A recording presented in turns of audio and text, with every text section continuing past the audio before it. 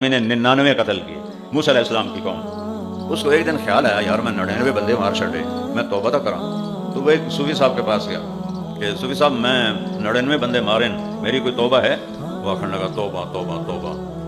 تو فرعون تیری توبہ تو قبول ہو ہی نہیں سکتی. اس آخر موڑے 99 لے کیا چکر ہے 100 تا پورے کران ٹھا ایک وار 14 سر بھی لا دیتا. چلو اس آخر 100 پورے ہو گئے. کچھ عرصہ گزرا پھر اس کو خیال آیا کہ میں توبہ کروں. اللہ اکبر. پھر وہ ایک عالم کے پاس گیا تو مولانا صاحب میں نے 100 قتل کیے ہیں میری توبہ قبول ہے؟ اور قتل سب ناجائز ناحق ظلم. انہوں نے کہا بیٹا توبہ کیوں نہیں قبول؟ توبہ تو سب کی قبول ہے لیکن شرط یہ کہ توبہ پکی ہو. یہ نہ ہو ادھر توبہ کرے ادھر توڑ دے. ایسا کر یہ بستی ہے غلط لوگوں کی تو یہ چھوڑ دے اور وہ بستی ہے نیک لوگوں کی وہاں جا کے تو اپنا قیام کر تو نیک لوگوں میں رہے گا تیری توبہ پکی ہوگی سب معاف ہو جائے گا. اس نے کہا جی میری معافی ہو جائے میں گھر بھی چھوڑ دینا.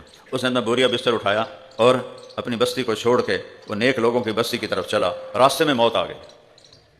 جب اس نے محسوس کیا کہ موت ہے تو اس نے ایک دم ایسے جمپ لگایا تو وہ ایسے کر کے گرا تو اس کے جو بازو تھے نا وہ آگے تھے اور پاؤں پیچھے تھے اور وہ مر گیا. قربان جائیں اللہ نے آپ ہی جنت کے فرشتے بھی بھیج دیے دوزخ کے فرشتے بھی بھیج دیے. دوزخ کے فرشتے کہنے لگے یہ ہمارا مجرم ہے آپ پولیس والے آ گئے نا اسی انہوں ہتھ کڑی لاونی ہے.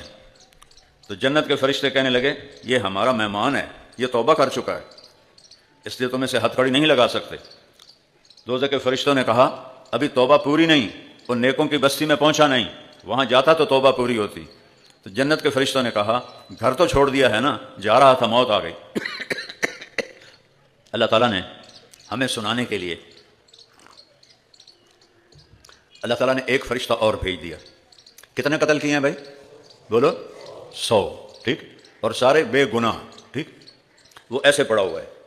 اللہ تعالیٰ نے فرمایا اس فرشتے سے کہ ایسا کرو زمین ناپو